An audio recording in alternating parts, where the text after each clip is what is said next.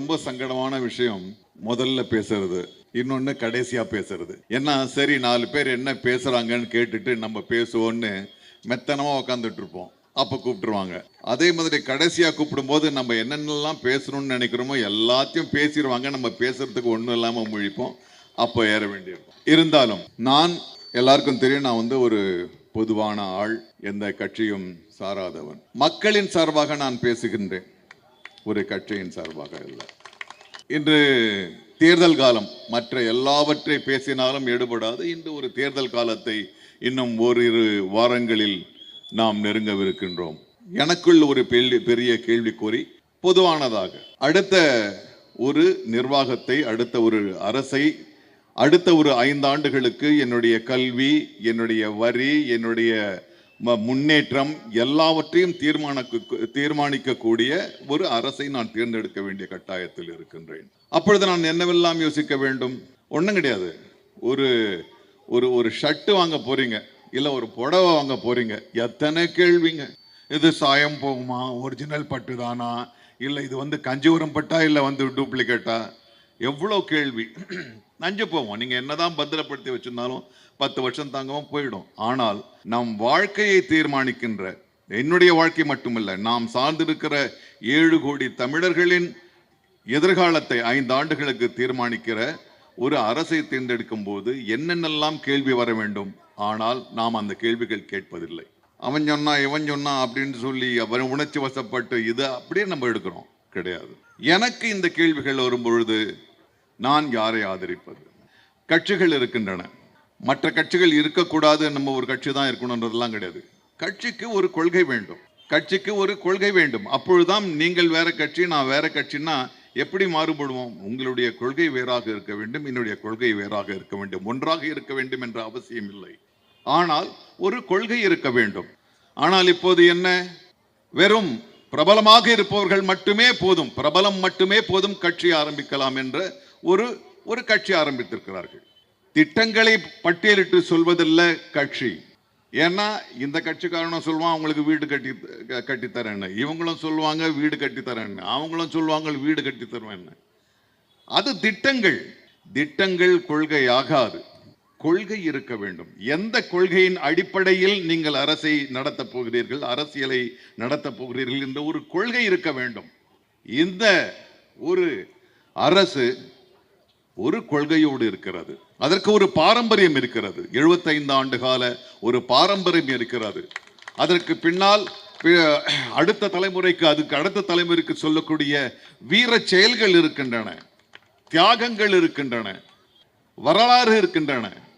எல்லாவற்றும் வரலாற்றிலே பதித்த புத்தகங்கள் இருக்கின்றன, வரலாற்று சுவடுகள் இருக்கின்றன.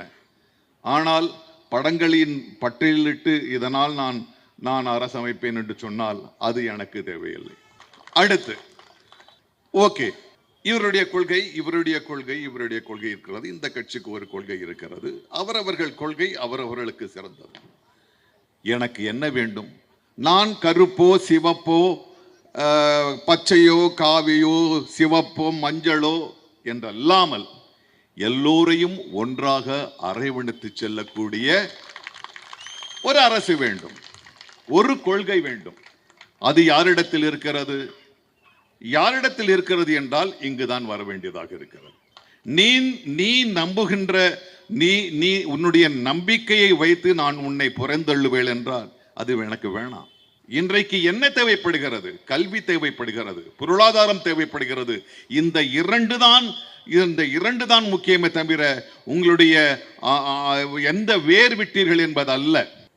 நான் நடிக்கிறேன், இல்லை நீங்க வந்து வியாபாரம் பண்றீங்க, அவங்க வந்து ஆசிரியரா இருக்காங்க, எல்லாரும் வந்து நம்பன்னா நீங்க யாரு என்னன்னு கேட்டா நான் நடிக்க முடியும்? என்னுடைய நடிப்பை எல்லாரும் பாராட்ட வேண்டும். என்னுடைய கடையில வந்து அரிசி வாங்கினா எல்லாரும் நல்ல அரிசி வாங்கணும், அப்படித்தான் இருக்குமே தவிர எந்த காலத்திலும் வேறுபாடு என்பது நமக்கு தேவையே அற்றது. நமக்குள் தேவை கல்வி, பொருளாதாரம், சுயமரியாதை, இதுதான் தேவை. இது எங்கடா கிடைக்கும்னா அதுவும் இங்கதான் கிடைக்குது. ஆக நான் ஒரு கட்சியை சார்ந்து பேசவில்லை, ஒரு பொது ஆளாக நினைச்சு பார்க்கும்போது ஒரு என்னென்னலாம் வேண்டும் கேட்கும்போது ஒரு இடத்துல தான் போய் அப்படி குமியுது. பல விமர்சனங்கள் இருக்கின்றன.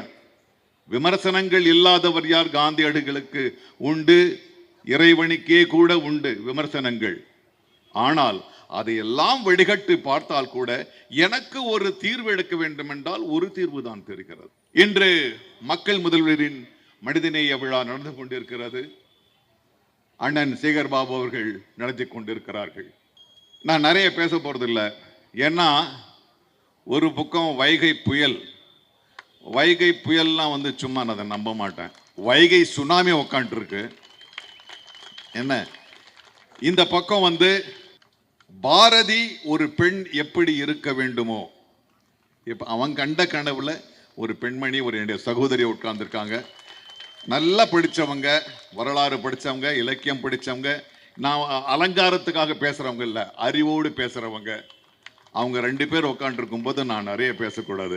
நான் உண்மையா இந்த நிகழ்ச்சிக்கு ஒத்துக்கிட்டதுக்கு காரணமே நான் சேகர்பாபு கிட்ட சொன்னேன், அண்ணே என்னை பேச விட்டுறாதீங்க, நான் முன்வரிசையில் உட்காந்து இந்த 2 பேரையும் அப்படியே நான் சிலாகிச்சிட்டு இருக்கேன், என்னை விட்டுருங்க அப்படின்னு. இல்லைன்னா நீங்க பேசணும்ட்டாரு. ஆக அவர்கள் என்னுடைய நேரத்தை அவர்களுக்காக விட்டு கொடுக்கிறேன்.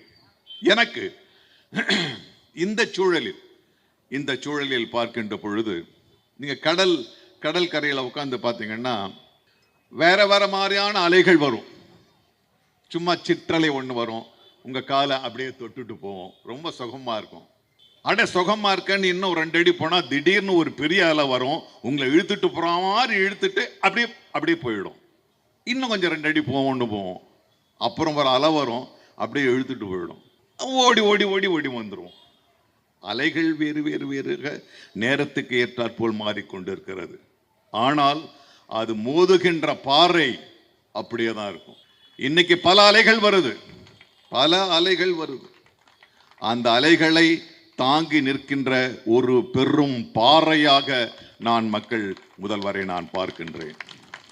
இன்னும் ஓரிரு மாத காலங்களில் ஓட்டு போடுவதல்ல, உங்களுடைய வாழ்க்கை, என்னுடைய வாழ்க்கை, நம்முடைய வாழ்க்கையை நாம் தீர்மானிக்க வேண்டியதாக இருக்கிறது.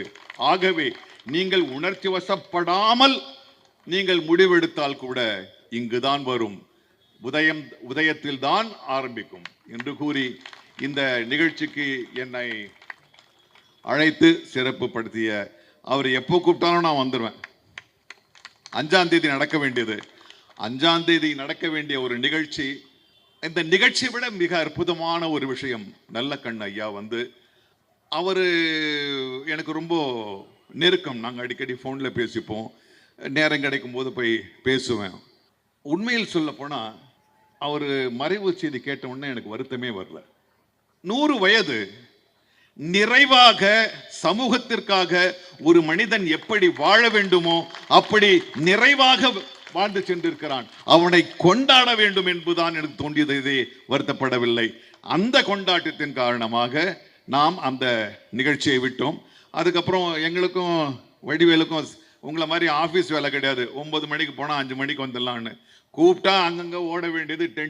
டென்ட்டு கிடைக்குதோ பங்களா கிடைக்குதோ ஓட வேண்டியது. எங்கள் தேதிகள் எல்லாம் மாறிக்கொண்டிருந்தன. அண்ணன் தெரியும், அவர் ரொம்ப பிஸி. எல்லாரும் தயவு செஞ்சு நகைச்சுவைன்னு சொல்லாதீங்க. இந்த திராவிட இயக்கத்தின் மிக முக்கியமான ஒரு தூணாக இருந்த கலைவாணர் அவர்கள் நகைச்சுவையாளராக தரும் சிந்தனையாளராக போற்றப்பட்டவர். அந்த வழியில தான் வந்திருக்காரு. அவர் சிரிச்சு பேசினாலும் அந்த சிரிப்பை எல்லாம் கிழிச்சிட்டு பட்டா என்ன ஒரு கருத்து நிற்குதுன்றதுதான் ரொம்ப முக்கியம்.